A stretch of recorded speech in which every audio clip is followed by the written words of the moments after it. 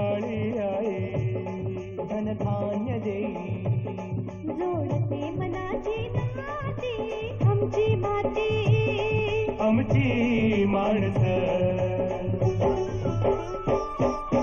आमची माती आमची माणसं आमची माती आमची माणसं आमची माती आमची माणसं आमची माती आमची माणसं.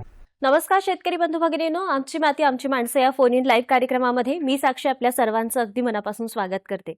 मंडळी, कपाशी अर्थात कापूस हा आपल्या महाराष्ट्राचे एक महत्त्वाचं नगदी पीक आहे. आपल्या महाराष्ट्रातील लाखो शेतकरी हे पीक घेत असतात आणि त्यांचं अर्थकारण यावरती अवलंबून आहे. मात्र बदलतं हवामान, रोगांचा प्रादुर्भाव आणि या पिकाविषयी आपल्या शेतकऱ्यांमध्ये मार्गदर्शनाचा अभाव यामुळे कुठेतरी या पिकाच्या उत्पादनामध्ये आपल्याला घट होताना दिसते. ही घट होऊ नये आणि आपल्याला कपाशीचं उत्पादन चांगल्या पद्धतीने घेता यावं, दर्जेदार उत्पादन घेता यावं, यासाठी त्याचं योग्य व्यवस्थापन करता येणं आणि तेही लागवडी पश्चात आपल्याला व्यवस्थापन करता येणं हे अत्यंत महत्त्वाचं आहे. आणि यामध्येच रोगांचा आणि किडींचा प्रादुर्भाव आपल्या पिकावर होऊ नये यामुळे त्यावरती उपाययोजना आपल्याला करता येणं हे देखील तितकंच महत्त्वाचं ठरतं. आणि म्हणूनच आजच्या कार्यक्रमामध्ये आपण जाणून घेणार आहोत की लागवडी पश्चात आपण आपल्या कपाशीच्या पिकाची काळजी कशा पद्धतीने घ्यावी, व्यवस्थापन कशा पद्धतीने करायला हवं आणि याबरोबरीनेच रोगांचा आणि प्रादुर्भाव आपल्या पिकांवरती होऊ नये त्यासाठी काय उपाययोजना करता येतील याविषयी जाणून घेणार आहोत. त्यासाठी आजच्या कार्यक्रमाचा आपला विषय काय आहे ते एकदा पाहूया. आजच्या कार्यक्रमाचा आपला विषय आहे कापूस पिकाचे लागवड पश्चात व्यवस्थापन. आणि या विषयावर मार्गदर्शन करण्यासाठी आज आपल्या स्टुडिओमध्ये उपस्थित आहेत डॉक्टर अरविंद पांडागरे सर आणि डॉक्टर बसवराज भेदे सर. आज आपल्या सोबत आहेत. दोन्ही तज्ज्ञांचं अगदी मनापासून स्वागत. नमस्कार. तर आज हे दोन्ही तज्ज्ञ आपल्याला मार्गदर्शन करणार आहेत आणि त्यांच्याकडून या विषयासंदर्भात विविध प्रकारे आपण माहिती घेणारच आहोत. एकूणच व्यवस्थापन कशा पद्धतीने आपण करायला हवं कपाशीचं आणि किडींचा आणि रोगांचा प्रादुर्भाव आपल्या पिकावर होऊ नये यासाठी काय आपल्याला व्यवस्थापन करता येईल याविषयी देखील आपण माहिती घेणार आहोत. आणि म्हणूनच आजच्या आपले जे तज्ज्ञ आहेत त्यांच्याविषयी मी आपल्याला थोडक्यात ओळख करून देते.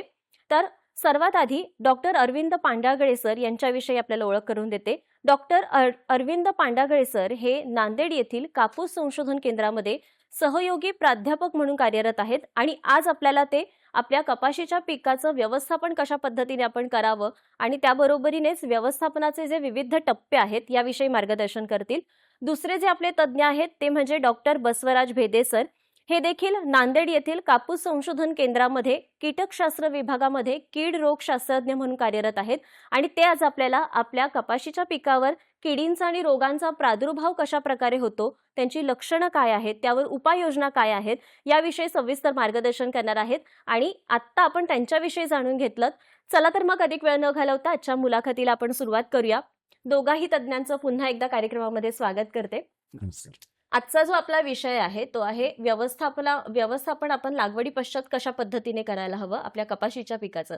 तर अरविंद सर, पहिल्यांदा आपल्याकडे येते की आता सध्या आपण पाहतोय की बदलतंय सतत हवामान आणि अशा परिस्थितीमध्ये आपल्या कपाशीचं योग्य व्यवस्थापन कशा पद्धतीने करावं याविषयी आपण सविस्तर पुढे जाणूनच घेणार आहोत. मात्र सुरुवातीला सांगा की आपल्या महाराष्ट्रामध्ये सध्या आपल्या कपाशीच्या उत्पादनावरती काय परिणाम होतो आहे किंवा काय स्थिती आहे, काय सांगाल त्याविषयी? आपण पाहत असतो की कापूस हे राज्यातील एक महत्त्वाचं नगदी पीक आहे आणि या पिकाच्या बाबतीत पिकाची लागवड ही प्रामुख्यानं विदर्भ, मराठवाडा, खानदेश आणि पश्चिम महाराष्ट्राचा काही भाग या भागात होते.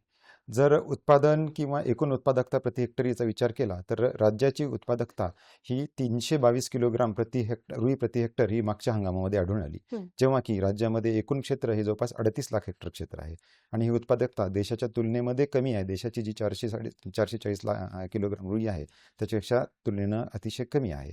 आणि याची कारणं ही जसं आपण आत्ता म्हटलात की बदलतं हवामान आहे, विशेषतः कोरडवाहू लागवड आहे, त्याच्यानंतर कीड रोगांचा प्रादुर्भाव, लागवड तंत्रज्ञानाचा अयोग्य तंत्रज्ञान वापरणं किंवा लागवड तंत्रज्ञानाचा अभाव ही काही प्रमुख कारण आहे.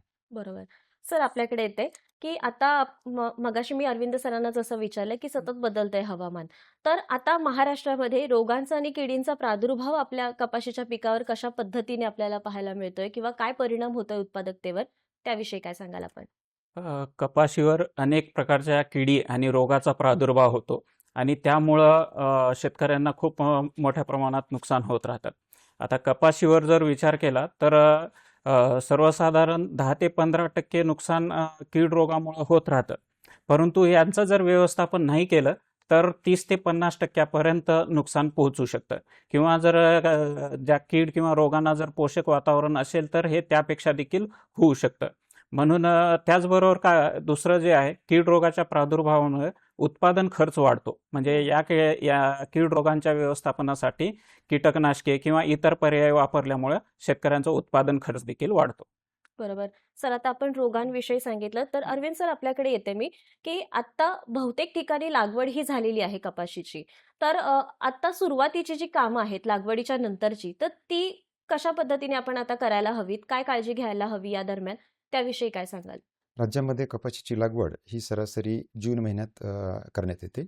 सद्यस्थितीमध्ये पीक हे 1 ते 1.5 महिन्याच्या आसपासच्या परिस्थितीतलं आहे. हं. मागच्या जवळपास 15 ते 20 दिवस पावसाचा खंड होता आणि या परिस्थितीमध्ये आता इथून पुढे जी करायची प्रमुख कारणं आहेत त्याच्यामध्ये तणांचं व्यवस्थापन आहे, अन्नद्रव्यांचं व्यवस्थापन किंवा खत व्यवस्थापन आहे. त्याच्यानंतर कोरडवाहू लागवडीसाठी आपल्याला ओलावा संवर्धनाचं काम करायचं आहे. किडींचं व्यवस्थापन, कीड आणि रोगांचं व्यवस्थापन करणे आणि त्या अनुरूप पिकाच्या वाढीचं व्यवस्थापन करणे हे काही प्रमुख कारणं आता इथून पुढे आपल्याला करायची. बरोबर. या कामांविषयी थोडक्यात सांगाल का? म्हणजे की कशा पद्धतीने टप्प्याटप्प्यानुसार आपण करायला हवं?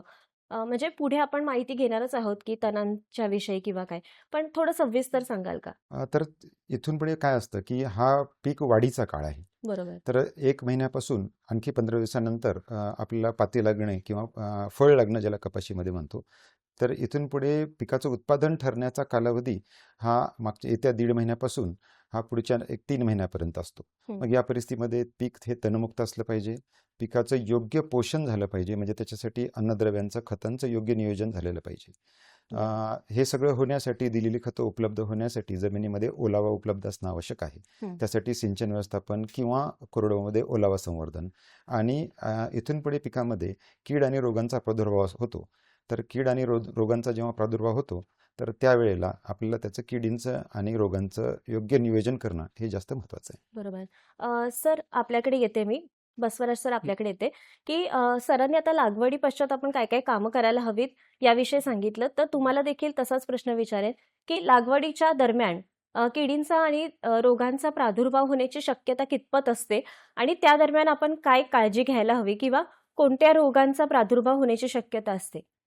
आता सरांनी सांगितल्याप्रमाणे आपल्याकडचं सध्याचं पीक 1 ते 1.5 महिन्याचं पीक आहे. आता सुरुवातीपासूनच कीड रोगांचा प्रादुर्भाव आपल्या पिकावरती येतो आणि सध्याचं आपल्याकडचं वातावरण बघितलं तर पाऊस कमी आहे आणि म्हणजे तापमान देखील जास्त आहे. अशा कालावधीमध्ये मावा, तुडतुडे आणि फुलकिडे या 3 किडीचा प्रादुर्भाव होण्याची जास्त शक्यता आहे. आणि दुसरं जे आहे ते म्हणजे बोंडअळ्याचा जो प्रादुर्भाव आहे तो फुलं लागले त्यावेळेसपासून बोंडअळ्याचा प्रादुर्भावाला सुरुवात होतो. विशेष करून सध्याला जे आपल्याकडे गुलाबी बोंडअळी आहे त्या गुलाबी बोंडअळीचा प्रादुर्भाव जेव्हा पीक फुलोऱ्याच्या अवस्थेत येईल त्यावेळेस आपल्याला लागेल. बरोबर. सर आपल्याकडे येते आता, की आता लागवड झाली आहे, त्याच्यानंतरच्या कामांविषयी देखील आपण सांगितलंत. पण आपण जेव्हा पीक आपलं येतं, तेव्हा तणांचा देखील आपल्याला म्हणजे त्यांचं देखील व्यवस्थापन करणं अत्यंत महत्त्वाचं आहे. कारण पिकापेक्षा त्यांचा आपल्याला असं वाटतं, की जास्त त्यांचं उत्पादन येत आहे. तर त्या दृष्टिकोनातनं काय सांगाल, की तणांचं व्यवस्थापन आपण कशा पद्धतीने या दरम्यान करायला हवं? अतिशय महत्त्वाचा प्रश्न आहे कुठल्याही पिकाच्या बाबतीत.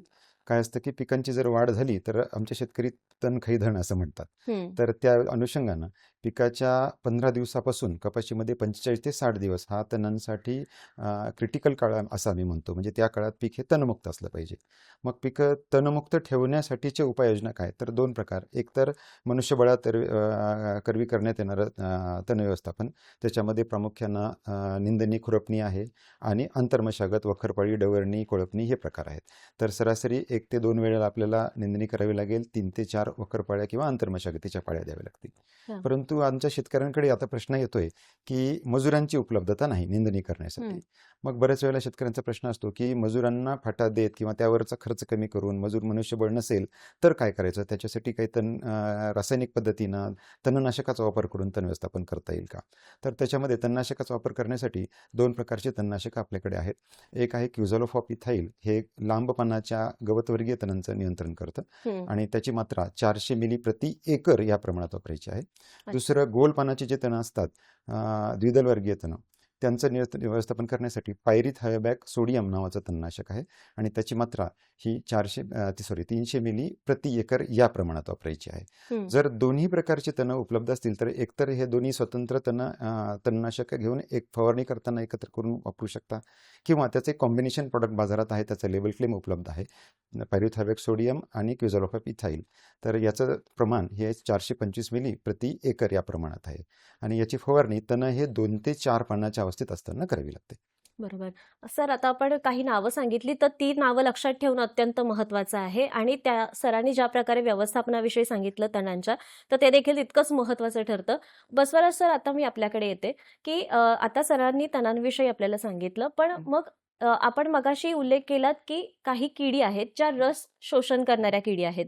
तर त्या कोणकोणत्या आहेत आणि त्यांच्या म्हणजे वैशिष्ट्यांविषयी किंवा मग त्या कोणकोणत्या अवस्थेमध्ये येतात याविषयी आम्हाला काय सांगाल? हा, आता कपाशीच्या सुरुवातीपासून वेगवेगळ्या ज्या अवस्था आहेत त्या वेगवेगळ्या अवस्थेमध्ये वेगवेगळ्या किडीचा प्रादुर्भाव होतो.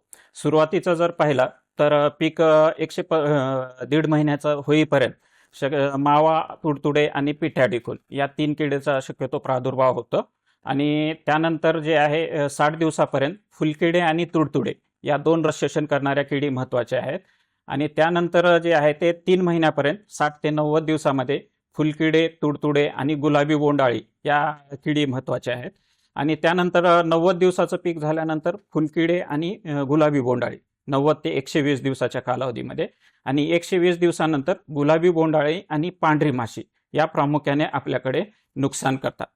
आणि त्यामध्ये जर आता पहिल्यांदा जर पाहिलं तर मावा या किडीचा प्रादुर्भाव होतो. आता हा मावा सध्याला सर्व शेतकऱ्याच्या शेतामध्ये काही प्रमाणात दिसून येत आहे. टोकाकडचे जे पानं आहेत ते आखोजतात. ते म्हणजे टोकाकडच्या पानाच्या खालच्या बाजूला किंवा खोडावरती समूहाने राहून त्या रस शोषण करतात आणि त्याचबरोबर ते शरीरातून एक चिकट द्रव सोडतात. त्यामुळे काळी बुरशी चढते आणि ते पानाची जी अन्न तयार करण्याची प्रक्रिया आहे, प्रकाश संश्लेषण, त्याच्यावरती परिणाम होऊन ते झाडाची वाढ खुंटते. आणि दुसरी जे कीड आहे ते तुडतुडे. हे तुडतुडे जे आहेत ते याचे पिल्ले आणि प्रौढ या दोन्ही ज्या अवस्था आहेत त्या नुकसान करणारे आहेत आणि ह्या पानाच्या मागच्या बाजूला राहून रस शोषण करतात. त्यामुळे ते पानाच्या कडा जे आहेत ते सुरुवातीला पिवळसर होतात आणि नंतर तांबड्या किंवा लालसर होतात आणि अशा प्रकारे मग पानं आकसून म्हणजे झाडाच्या वाढीवरती विपरीत परिणाम होतो. आणि तिसरी जी आहे ते फुलकिडे. हे फुलकिडे देखील आता इथून जे पावसाचा खंड पडला तर या किडीचा प्रादुर्भाव मोठ्या प्रमाणात होतो आणि मागच्या प्रत्येक वर्षी या किडीचा प्रादुर्भाव ऑगस्ट महिन्यामध्ये आणि सप्टेंबर महिन्यामध्ये आपल्याकडे मोठ्या प्रमाणात होत असतो. आणि ह्या फुलकिड्याचे प्रौढ आणि पिल्ले जे आहेत पानाच्या मागचा भाग जो आहे तो खरवडून खातात आणि त्यातून जो रस निघतो तो रस शोषण करतात. त्यामुळे सुरुवातीला चमकदार चट्टे पडतात पानाच्या मागच्या बाजूला आणि नंतर ते तांबडे होतात आणि अशा प्रकारचे पानं जे आहे ते कडक होऊन वाळून जातात. बरोबर. आता आपण लक्षणांविषयी देखील सांगितलं सविस्तरपणे आणि कोणकोणती किडींचा प्रादुर्भाव आपल्या पिकावरती वेगवेगळ्या अवस्थेमध्ये होतो याविषयी सांगितलं. आता आपल्याला एक फोन येतो आहे. रुपेश गुजराती आहेत सिन्नरहून. हो. नमस्कार सर. हा, मी रुपेश गुजराती बोलतो मॅडम, लालचौक, सिन्नर, जिल्हा नाशिकहून. माझं असं म्हणणं आहे की उत्तर महाराष्ट्रामध्ये कापसाचं उत्पादन तर साधारण होत नाही पाण्याच्या कमतरतेमुळे इकडच्या आमच्या साईडला नाशिक जिल्ह्याच्या. तर घ्यायच्या असेल तर कुठची व्हरायटी घ्यावी आणि खताचं प्रमाण मिश्र करावं का म्हणजे रासायनिक आणि सेंद्रिय, याबद्दल थोडंसं गायडन्स हवं होतं सरांकडून. बरोबर. अरविंद सर, काय सांगाल आपण? तर आपल्याला सिन्नरहून जो फोन आला होता त्याच्यामध्ये 2 भाग आहेत, कुठला वाण घ्यावा आणि खतांचं व्यवस्थापन कसं करावं. तर प्रामुख्याने वाण कुठला घ्यावा हा लागवड पश्चात आज आपला विषय असल्यामुळे मी पहिल्या प्रश्नाचं उत्तर थोडंसं थोडक्यात देतोय. सध्या परिस्थितीमध्ये महाराष्ट्रामध्ये बीटी कपाशीची लागवड मोठ्या प्रमाणात होते किंवा जवळपास सर्व क्षेत्र बीटीचं आहे. वाणांची नावं सांगण्याच्या ऐवजी मी वाणांची लक्षणं सांगतो की जेणेकरून आपल्याला आपापल्या भागामध्ये कुठला वाण निवडता येईल. तर वाण निवडताना आपल्याला काय पाहिजे असतं, एक कोरडवाहू जर लागवड असेल आपली तर कमी कालावधीमध्ये येणारा वाण पाहिजे. तो पाण्याचा ताण सहन करणारा असावा. त्याच्यावरती किडींचा रोगांचा प्रादुर्भाव कमी होत असेल जेणेकरून आपल्याला एखादी फवारणी कमी करून खर्च कमी करता येईल असा वाण पाहिजे. बोंडाचा आकार कोरडवाहूसाठी मध्यम, बागायतीसाठी मोठ्या बोंडाचा असेल तरी चालेल. हे काही प्रमुख लक्षणं आहेत. त्याच्याबरोबरच आणखी एक नवीन पद्धत आम्ही सघन लागवड म्हणतोय. तसं जर असेल सघन लागवड करायची, कमी अंतरावर लागवड करायची, त्याच्यासाठी वाण निवडताना त्याची उंची कमी असणारा, ज्याच्या फळफंद्यांची लांबी, वाढफंद्यांची लांबी कमी आहे, अशा प्रकारचं आपल्याला वाण निवडावं लागेल. बरोबर. सर, आता आपण सांगितलंत की कशा प्रकारे म्हणजे आपला प्रश्न होता की पाण्याचं व्यवस्थापन आणि कमी असल्यानंतर आपण कशा पद्धतीने व्यवस्थापन करायला हवं याविषयी. मात्र सर, अन्नद्रव्य व्यवस्थापन कशा पद्धतीने आपण करायला हवं आपल्या पिकासाठी आणि त्याचे फायदे काय होऊ शकतात आपल्या पिकाला, त्याविषयी काय सांगा? निश्चितच पिकाची जर आपल्याला उत्पादन चांगलं पाहिजे असेल तर त्याला अन्नद्रव्य किंवा त्याचं अन्न पोषण होणं चांगलं आवश्यक आहे. आणि आपले शेतकरी बंधू मोठ्या प्रमाणात रासायनिक खतांचा वापर करतात, परंतु त्याच्यासाठी एकात्मिक पद्धतीनं अन्नद्रव्यांचं व्यवस्थापन करणं आवश्यक आहे, ज्याच्यामध्ये शेणखताचा वापर करणं. परंतु आजपासून इथे पुढे, आता ही वेळ गेली शेणखताची, आजपासून आमच्या शेतकऱ्यांना रासायनिक खतांचं योग्य नियोजन कसं करता येईल हे जास्त महत्त्वाचं आहे. आणि त्याच्यासाठी विभागनिहाय मात्रा आहेत. म्हणजे त्या विभागामध्ये हवामान, पाऊस, पाणी आणि मातीचा प्रकार यानुसार त्याच्यामध्ये मराठवाड्यासाठी कोरडवाहूसाठीची जी मात्रा आहे ती 120 किलोग्राम नत्र, 60 किलोग्राम स्फुरद आणि 60 किलोग्राम पालाश ही कोरडवाहूची मात्रा आहे. बागायतीसाठी 150, 75-75 अशी मात्रा आहे. विदर्भासाठीची जी मात्रा आहे ती 90, 45-45 ही कोरडवाहूसाठी आणि 120-60-60 ही बागायतीसाठी. तर खानदेश आणि पश्चिम महाराष्ट्र यांच्यासाठीची जी मात्रा आहे ती 100-50-50 कोरडवाहूसाठी आणि बागायतीमध्ये 125-65-65 ही बागायतीची मात्रा आहे.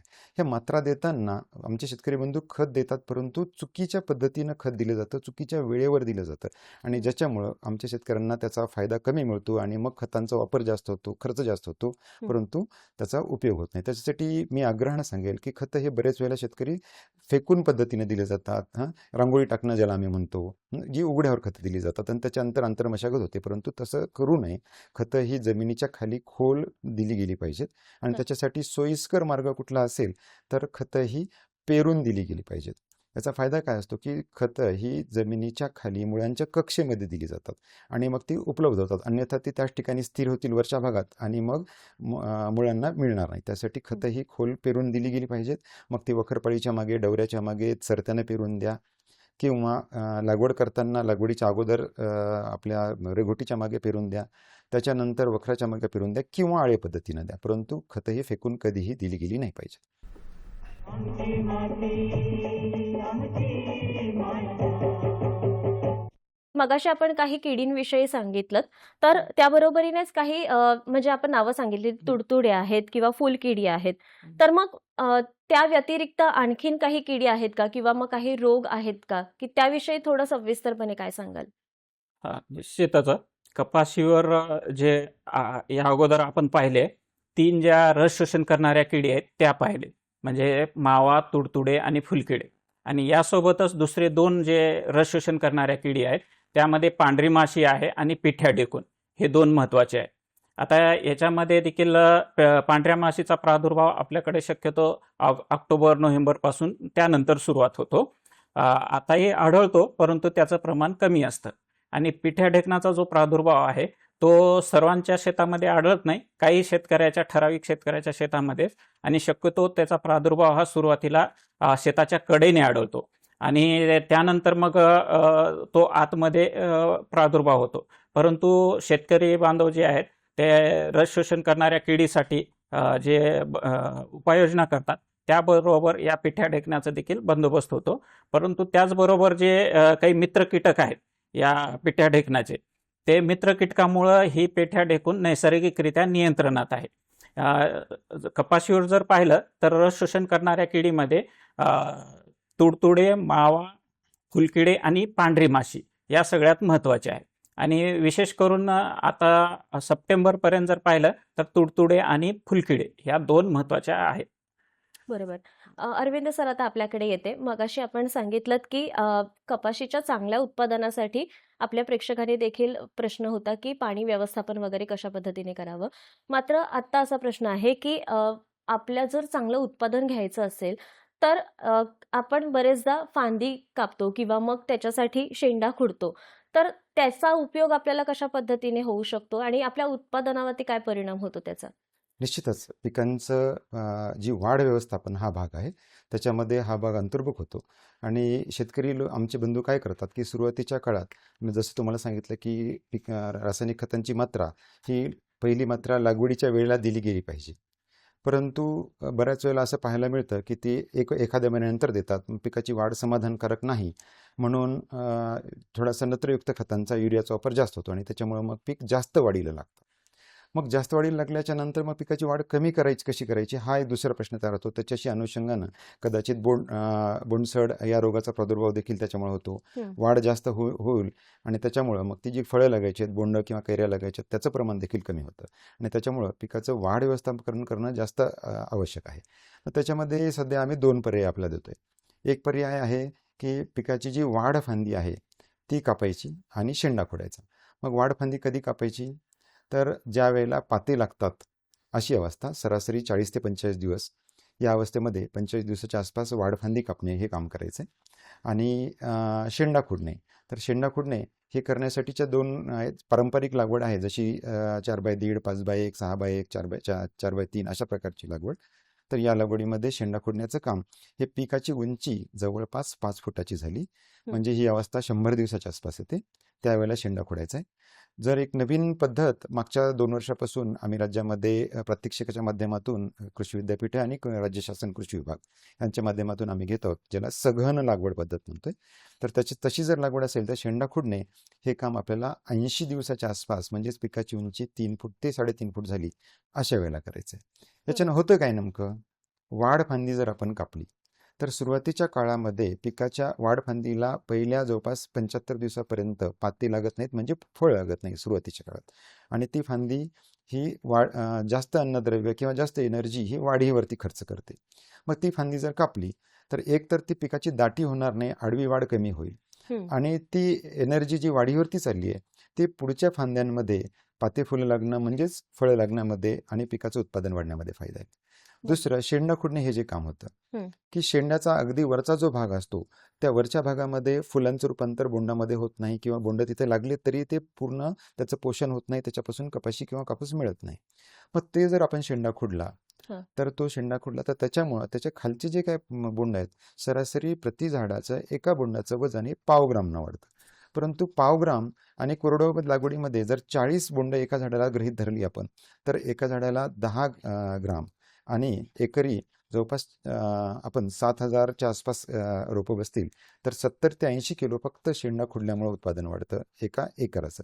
एवढा लक्षणीय फरक आपल्याला वाढफांदी कापल्यामुळे आणि शेंडा खुडल्यामुळे मिळू शकतो. बरोबर. आता आपल्याला एक फोन येतो आहे. अनिल गोसावी आहेत संगमनेरहून. नमस्कार नमस्कार. सर, आपला प्रश्न विचारा.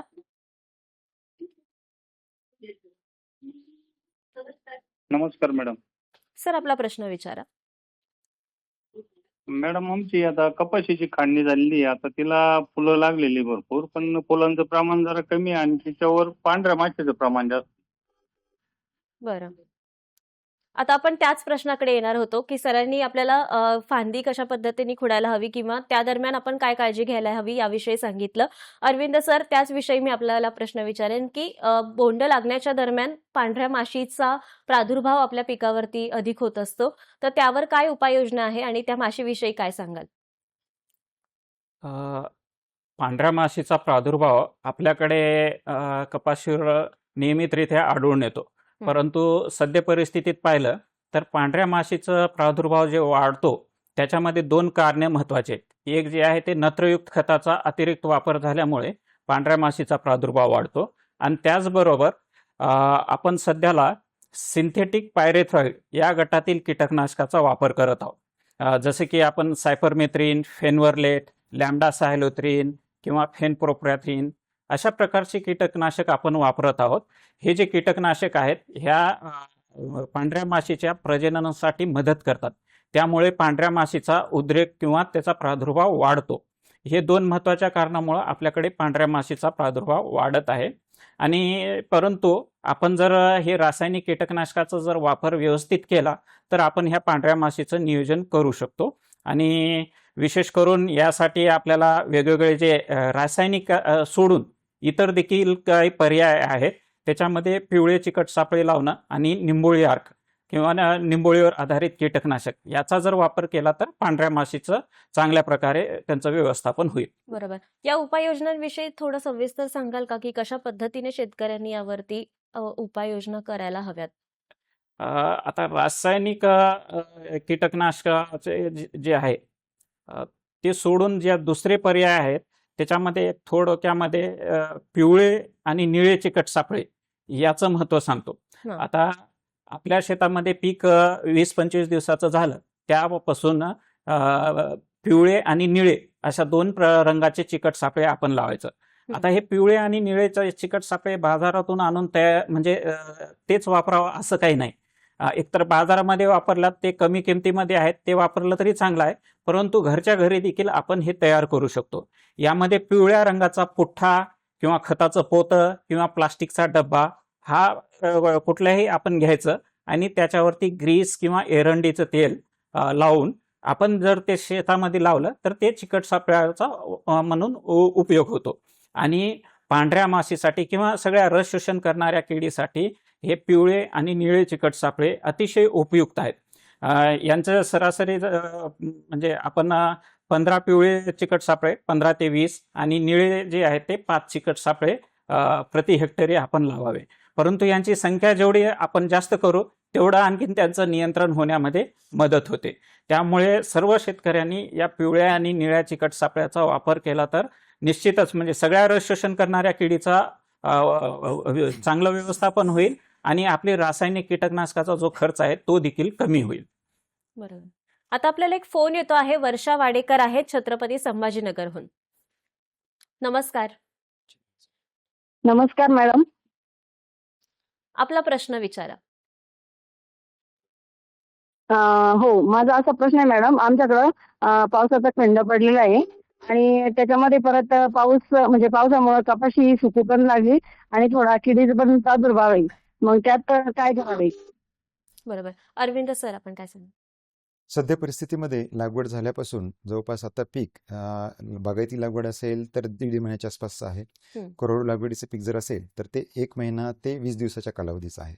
आणि राज्यामध्ये मागच्या जवळपास 4-5 तारखेपासून मराठवाडा विदर्भ भागामध्ये मोठ्या प्रमाणामध्ये पावसाचा खंड पाहायला मिळाला आहे. अगदीच काही भागांमध्ये काल आणि परवा दिवशी थोडाफार पाऊस झालेला आहे. तर मागच्या 14-15 दिवसापासून पावसाचा खंड आहे आणि या परिस्थितीमध्ये पिकाची वाढ थांबलेली आहे. मग या परिस्थितीमध्ये आमचे शेतकरी बंधू फार चिंतेत आहेत. सध्या परिस्थितीमध्ये आपल्याला जर काही करायचं असेल तर पिकाच्या जमिनीमधून बाष्पीभवन कमीत कमी कसं होईल, जमिनीत जास्तीत जास्त ओलावा कसा संचित ठेवता येईल आपल्याला त्यासाठी प्रयत्न करणं आवश्यक आहे. आणि कोरडवाहू लागवडीमध्ये यासाठी फार महत्त्वाच्या बाबी आहेत की त्याच्यासाठी आपल्याला 2-3 जे गोष्टी करायच्या आहेत. सर्वप्रथम जमिनीतून पिकाचं बाष्पीभवन थांबवणे, म्हणजेच पिकावरती मातीवरती ज्या भेगा तयार होतात त्या भेगांच्या मधून हवा जमिनीमध्ये मातीमध्ये शिरते आणि मग खालून पाण्याचं बाष्पीभवन करते. मग त्या भेगा बुजवणे म्हणजे हलकी अंतर्मशागत करणे किंवा कोळपणी, डवरणी, वखरणी करणे हे पहिलं काम प्रामुख्यानं आहे. आणि सरासरी एक 8 ते 10 दिवसाच्या अंतरानं शेतकऱ्यांनी हे करावं या सीझनभर. जसं की यावर्षी हवामान खात्याचा जसा अंदाज आहे की सरासरी पाऊसमान कमी असेल, त्याच्यासाठी हा भाग महत्त्वाचा आहे. दुसरं की जमिनीतील ओल ओढून घेण्याचं दुसरं काम हे तण करतात. तर तणांचं व्यवस्थापन योग्य असेल, पिकामध्ये जमिनीत जर तण नसेल तर निश्चितपणे आपण बाष्पीभवन होण्याचं प्रमाण हे कमी करू शकतो. हा दुसरा भाग. आणि ज्या शेतकऱ्यांचं पीक हे सरासरी 1 महिना किंवा त्याच्या पुढे आलं असेल तर त्यावेळेला आपल्याला फवारणीद्वारे, कारण खतं दिली गेली नाहीत ओल नसल्यामुळं, आणि मग तशा परिस्थितीमध्ये ओल नाही म्हणून वाढ नाही, अन्नद्रव्य उपलब्ध नाहीत म्हणून वाढ नाही.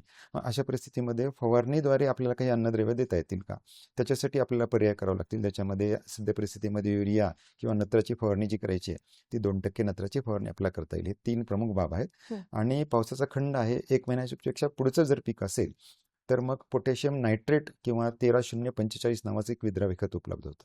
त्याची फवारणी करता येते. त्याच्यामुळे पिकाच्या पानाची जी रंध्र आहेत, पर्णरंध्र ज्याला आम्ही म्हणतो, ज्याच्यामधून ओलावा बाहेर निघतो, बाष्पीभवन होतं, त्याची फवारणी केली तर ती पर्णरंध्र उघडण्याचं जे प्रमाण आहे ते कमी होतं, जेणेकरून पिकाच्या पानामधून जी ओल बाहेर जाणार आहे ती कमी होते. त्याच्यासाठी 200 ग्राम प्रति 10 लिटर पाणी या प्रमाणामध्ये या 13-0-45 किंवा पोटॅशियम नायट्रेट याची फवारणी करावी.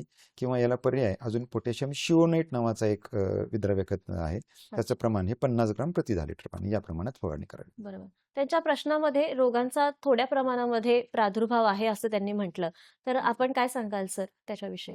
शक्यतो सुरुवातीला आता कसं पानावर ठिपके या रोगाचा प्रादुर्भाव दिसून येतो आणि शक्यतो हे पानावर ठिपके जे आहे ते पानाच्या खालच्या बाजूने दिसून येतात. सध्याला रोगाबद्दल तेवढं घाबरण्याची गरज नाही, परंतु शक्यतो आता जे आहे मावा किडीचा प्रादुर्भाव होत आहे आणि त्याच्यामुळं जे आहे ते पानं जे आहे ते खालच्या बाजूने आकसणे किंवा त्याची वाढ होत नाही, अशा प्रकारचे जे आहे समस्या आहेत. मावा आणि तुडतुडे या 2 किडीमुळं सध्याला जे आहे ते म्हणजे शेतकऱ्याच्या शेतावर ते प्रश्न आहेत, म्हणजे आणि ते वाढीवरती परिणाम करतात. तर यासाठी शेतकरी बांधवांनी आताच म्हणल्यासारखे पीक पिवळे आणि निळे चिकट सापळे लावा आणि सुरुवातीला जे आहे ते निंबोळी अर्क किंवा दशपर्णी अर्क याची फवारणी घ्या. कारण की एकदमच सुरुवातीला रासायनिक कीटकनाशकाची घेऊ नका आणि त्यानंतर मग 12 ते 15 दिवसानं मग रासायनिक कीटकनाशकाची फवारणी घ्या. आणि यासाठी त्यांनी फ्लोनिकॅमाइड 50% हे कीटकनाशक 3 ग्रॅम प्रति 10 लिटर पाण्यात मिसळून फवारावे. हे 2 पर्याय सध्याला त्यांनी करावं. बरोबर. हे जास्त लक्षात ठेवणं गरजेचं आहे, कारण अवस्था आहे ती अगदी सुरुवातीची आहे, त्यामुळे ते अत्यंत महत्वाचं आहे. सर आपल्यालाच प्रश्न विचारेल की गुलाबी बोंडअळी जी आहे तर तिचा प्रादुर्भाव आपल्या पिकावरती झाल्याने अधिक नुकसान होण्याची शक्यता असते, तर त्यावरती काय म्हणजे आपल्या पिकावर त्याचा काय परिणाम नेमका होतो आणि काय उपाययोजना आहेत त्यावरती? हा, आता कपाशीवरील सगळ्यात महत्वाचा शत्रू सध्याला जर पाहिलं तर कपाशीवरील गुलाबी बोंडअळी ही आहे. आपण सुरुवातीला बीटी कापूस आल्यानंतर या बीटी कापसावरती ज्या बोंडअळ्या आहेत, म्हणजे 3 प्रकारच्या बोंडअळ्या आहेत. एक ठिपक्याची बोंडअळी आहे, एक अमेरिकन बोंडअळी आणि एक तिसरी जी आहे ते गुलाबी बोंडअळी. आणि सुरुवातीच्या कालावधीमध्ये या तिन्ही बोंडअळ्याचं व्यवस्थापन चांगल्या प्रकारे झालं, परंतु 2008 पासून या किडीनी जे आहे ते या बीटी कापसामधील जे जनुक आहे क्राय1 AC आणि क्राय2 AB ह्या दोन्ही जनुकाबद्दल जे आहे ते या गुलाबी बोंडअळीमध्ये प्रतिकारशक्ती निर्माण झाली, म्हणजे हे ते जनुक पचवायला शिकले आणि त्याचा परिणाम या गुलाबी बोंडअळीवरती काही होत नाही. त्याच्यामुळं हे बीटीवर देखील या गुलाबी बोंडअळीचा प्रादुर्भाव आपल्याला दिसून येत आहे. आणि महाराष्ट्राचा जर विचार केला तर 2017-18 मध्ये खूप मोठ्या प्रमाणात या गुलाबी बोंडअळीचा प्रादुर्भाव झाला होता आणि त्यानंतर म्हणजे हा गुलाबी बोंडअळीचा प्रादुर्भाव दरवर्षी होतच आहे. आणि सरासरी जर विचार केला तर 30% वर या गुलाबी बोंडअळीच्या मुळे नुकसान होताना दिसून येत आहे. जर यांचं जर वेळेवर व्यवस्थापन केलं तर हे जे नुकसान होणार जे आहे ते निश्चितच कमी करू शकू. आणि गुलाबी बोंडअळीचा जर प्रादुर्भाव पाहिला तर सुरुवातीला आता फुलं लागण्याच्या अवस्थेमध्ये आपल्याला हा दिसून येतो आणि यामध्ये फुले लागण्याच्या अवस्थेमध्ये काही फुलं उमलत नाहीत, त्याला आपण डोमकळ्या म्हणतो. आणि अशा डोमकळ्यामध्ये आतमध्ये हे गुलाबी बोंडअळीची अळी असते आणि ती आतमध्ये राहून तिथं उपजीविका करते आणि त्यानंतर मग अशा फुलं जे आहेत ते गळून पडतात किंवा त्याला लहान बोंड तयार होऊन ते गळून पडतं. हे सुरुवातीच्या अवस्थेमध्ये म्हणजे हे पहिली पिढी आहे ते गुलाबी बोंडअळीची. आणि त्यानंतरचे मग नंतर जसं बोंड लागतील त्या बोंडामध्ये या आळ्या जे आहेत त्या आतमध्ये शिरते. म्हणजे ह्याचं वैशिष्ट्य हे जे आहे की अंड्यातून आळी जेव्हा निघते 40 मिनिट ते 2 तासाच्या आतमध्ये ही बोंडामध्ये शिरते आणि एकदा बोंडामध्ये शिरलं तर म्हणजे त्याचं उपाययोजना करणं खूप अवघड आहे. त्यासाठी आपल्याला जे काही उपाययोजना करायचे म्हणजे पूर्ण हंगामभर उपाययोजना करायचे. त्यासाठी उपाययोजनांविषयी आपण जाणून घेऊया. आता आपल्याला एक फोन येतो आहे. देवदत्त सूर्यवंश आहेत नंदुरबारहून. हो नमस्कार हो, नमस्कार मॅडम. सर प्रश्न विचारा आपला. हा, माझा प्रश्न असा आहे मॅडम की कापूसची जे फुलगड आहे ती रोखण्यासाठी काय उपाययोजना करावी, कारण कापूस हा फुलगडी बऱ्याच प्रमाणात होते. बरं, पण काय सांगा रणवीर सर? पिकामध्ये पातेगळ, फुलगळ किंवा बुडण्यांची गळ हा त्याच्या पिकामध्ये शरीर क्रियात्मक विकृतीमुळे झालेला प्रश्न आहे. आणि त्याच्यासाठी जे काही प्रमुख घटक आहेत की जर पावसाचा खंड आहे किंवा पाणी कमी पडलंय तर झाडाची जी काही कॅपॅसिटी आहे की किती फळांची पोषण करू शकतं, तर तेवढं पोषण होऊ शकणार नाही. अन्नद्रव्य कमी पडत आहेत, पाणी कमी पडतं आहे, किंवा कधी कधी काय असतं त्याचं कारण जे आहे की सातत्यानं 4-5 दिवस ढगाळ वातावरण आहे, आर्द्रता वाढलेली आहे आणि तापमान पण जास्त आहे. अशा परिस्थितीमध्ये झाडाला पाहिजे त्या प्रमाणामध्ये अन्न तयार होत नाही. आणि मग अन्न कमी पडायले तर मग काही पात्यांची किंवा फुलांची गळ होते. मग ही गळ होऊ नये म्हणून काय करायचं, तर गळ होताना काय असतं की पाते ज्या ठिकाणी देठाला चिकटलेले असतात त्या ठिकाणी त्या ठिकाणच्या ज्या पेशी आहेत त्या पेशी कमकुवत होतात आणि त्या ठिकाणी मग गळ होते. तर ते न होण्यासाठी नॅफ्थॅलिन ॲसिटिक ॲसिड नावाचा संजीवक आहे, त्याची फवारणी आपल्याला करायची. तर नॅफ्थॅलिन ॲसिटिक ॲसिडची फवारणी जी करायची आहे, प्रति 10 लिटर पाणी 2 ते 2.5 मिली या प्रमाणामध्ये हे NaA जे आहे हे घेऊन फवारणी करायची आहे. आणि प्रमाण अतिशय योग्य घेणं आवश्यक आहे, कारण हे संजीवक आहे. संजीवकाचं प्रमाण जर जास्त झालं तर त्याचे अपाय देखील होऊ शकतात. आणि दुसरं महत्त्वाचं की या NaAची फवारणी करताना त्याच्यासोबत इतर कीटकनाशक, बुरशीनाशक किंवा वाढ प्रवर्तक उत्तेजकाचा वापर करायचा नाही, एकट्याचीच फवारणी करायची. बरोबर. बसवराज सर, आपण मगाशी गुलाबी बोंडअळीच्या उपाययोजनांविषयी सांगत होता, तर त्याविषयी काय सांगाल आता?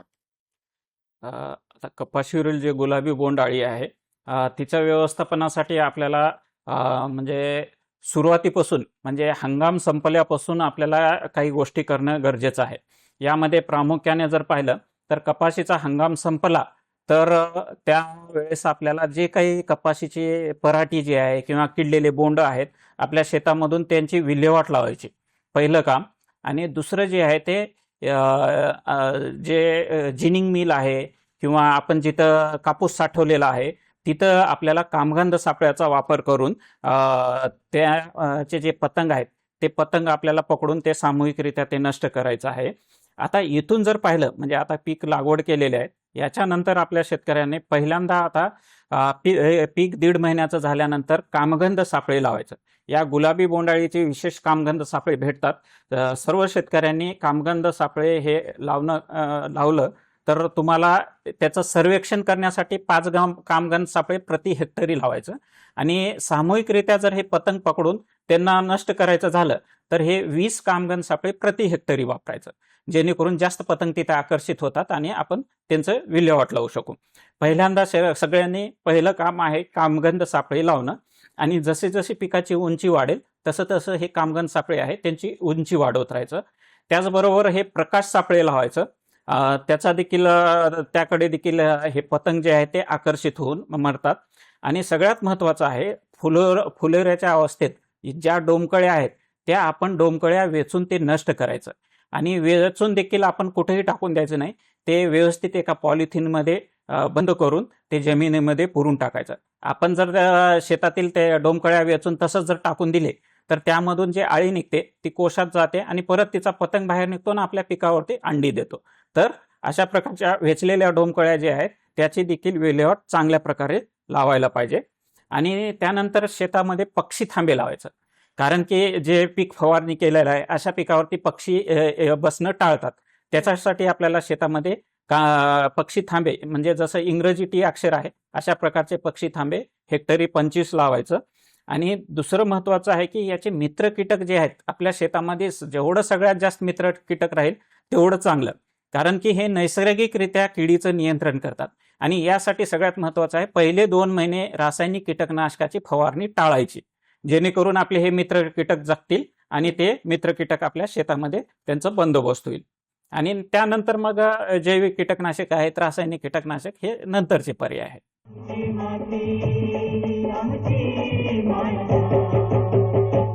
आता सघन लागवड याविषयी भरपूर बोललं जात आहे, तर त्याविषयीच आपल्याला प्रश्न विचारेन की सघन लागवड जी आहे ती पद्धत आणि त्याच्या बरोबरीनेच यामध्ये वाढ रोधक हे जे आहे पद्धती त्याविषयी काय सांगाल आपल्याला?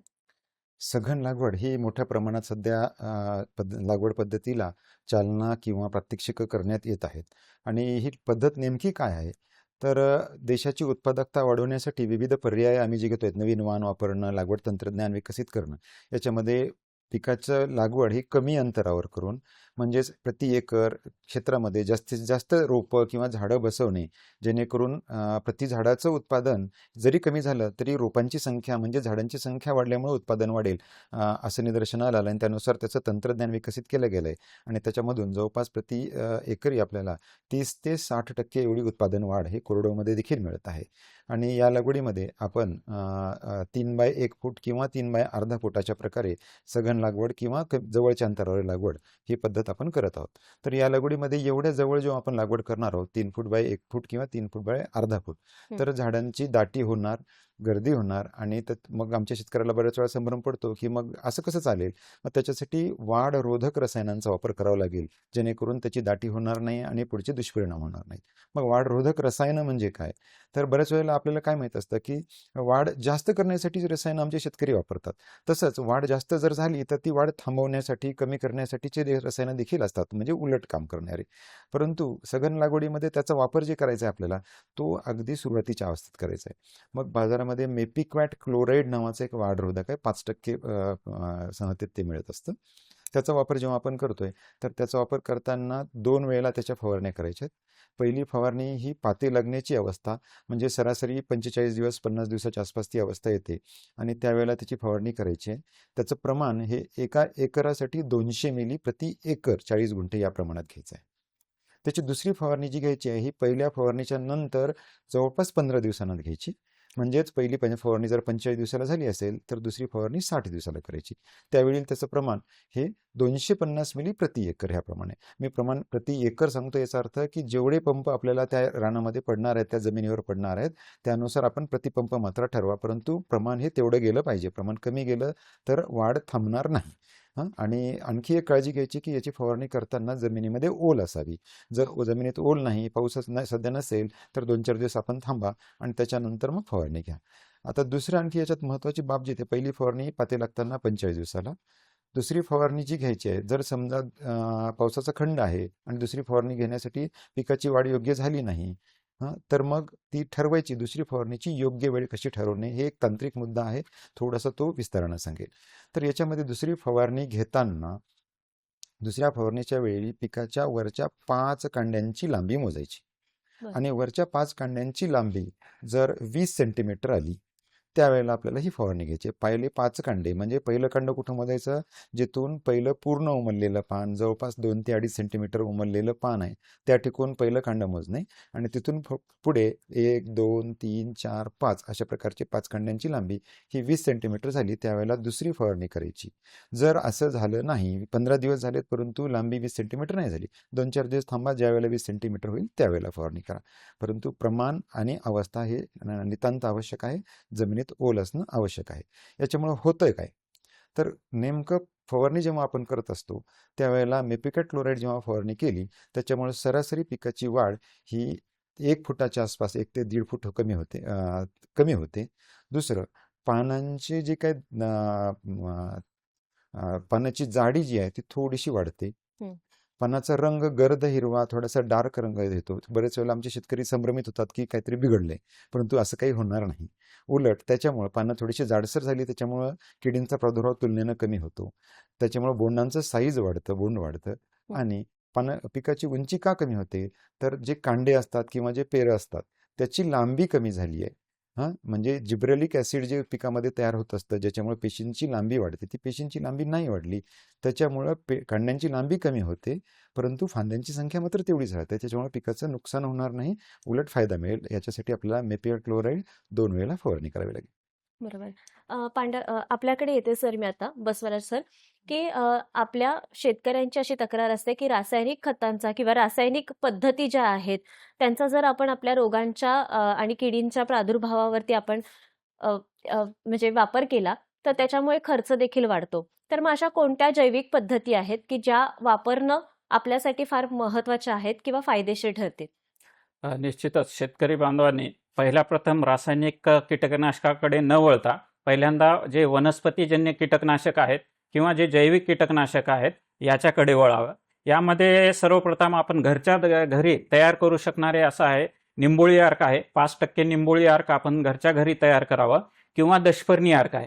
या दोन्हीपैकी म्हणजे दोन्हीची एक एक फवारणी आपण सुरुवातीला घ्यावी, जेणेकरून आपल्या शेतामध्ये जे मित्र कीटक आहेत त्यांचं संवर्धन होईल. कारण की निसर्गामध्ये त्यांचा खूप मोठा वाटा आहे कीड नियंत्रणात. त्यामुळे शेतकरी बांधवांनी सर्वप्रथम निंबोळी अर्क 5% घरच्या घरी आणि दशपर्णी अर्क हे करावे आणि हे कमी खर्चामध्ये किंवा खर्च आपण शेतामध्ये करू शकतो. आणि बाजारामध्ये जे काही आझाडिरॅक्टिन घटक असलेले जे कीटकनाशक आहेत, मग त्याचा वापर आपण करू शकतो जर आपल्या घरच्या घरी जर तयार करणं शक्य नाही झालं तर. आणि तसंच पांढऱ्या माशीसाठी जे आहे एक उपयुक्त बुरशी आहे लिकॅनिसिलियम लिकॅनी किंवा व्हर्टिसिलियम लिकॅनी म्हणून. ही बुरशी जी आहे ते 50 ग्रॅम 10 लिटर पाण्यामध्ये मिसळून फवारावे. आणि जर अळी जे आहेत किंवा बोंडाळ्या जे आहेत यांच्यासाठी बिव्हेरिया बॅसियाना म्हणून एक बुरशी आहे, ती 40 ग्रॅम प्रति 10 लिटर पाण्यामध्ये मिसळून फवारावी. फक्त याच्यासाठी अट एवढी महत्त्वाची आहे की 75% पेक्षा जास्त आर्द्रता असलं तर यांचे परिणामकारकता चांगली होते. या प्रकारे आपण जैविक जर उपाय केले तर शेतामध्ये जे रासायनिक कीटकनाशकाचे दुष्परिणाम आपण काही प्रमाणात कमी करू शकतो. बरोबर. सर, कपाशीची जी पानं आहेत त्याच्यावरती ठिपका आणि करपा ही जे बुरशीजन्य रोगांचा जो प्रादुर्भाव होतो, तर त्याविषयी काय सांगाल अगदी थोडक्यात? आता कपाशीमध्ये रोगाचा देखील प्रादुर्भाव होतो. यामध्ये प्रामुख्याने कपाशीमध्ये जे आहे ते आपल्याकडे एक बुरशीजन्य ठिपके, पानावरील ठिपके जे आहेत ते होतो, करपा होतो आणि दहिया अशा प्रकारचे जे रोग आहेत पानावरचे आपल्याकडे येतात.